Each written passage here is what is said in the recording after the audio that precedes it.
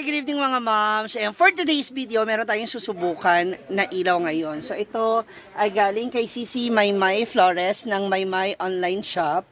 Maymay Flores Online Shop. So ito yung ating deformation music lamp.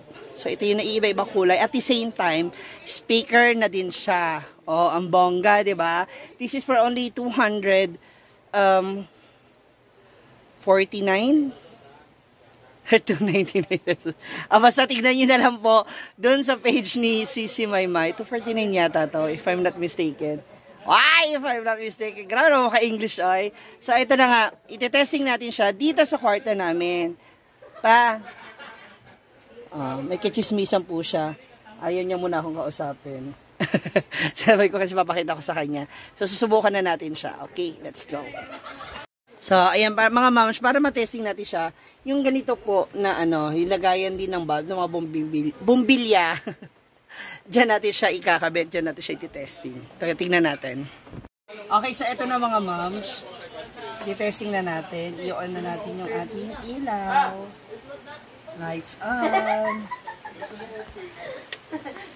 Hala! What's happened? Ayan na!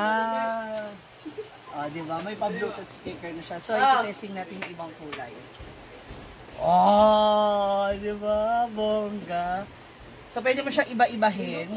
Tapos yung may sounds. Yan. Ito-testing din natin yung ginawa kanina ni, yung flash. Yung flash yung mabilisan. Parang flash siya. Strobe. Tapos meron yung strobe. Fade. So, parang unti na siya niliwanag. Pampatulog yan eh. Tapos, ito naman, yung smooth. So, very smooth lang siya. Itesting natin gamit yung ating Bluetooth, yung ating cellphone.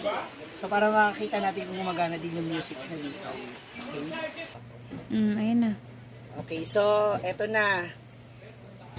Nakakonect na siya sa Bluetooth. Itesting na natin yung music.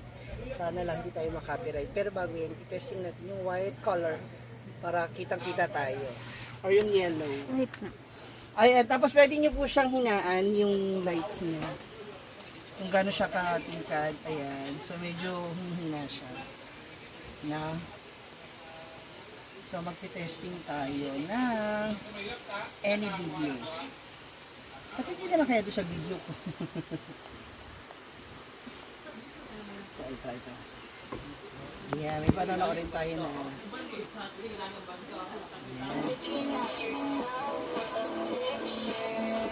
Diba?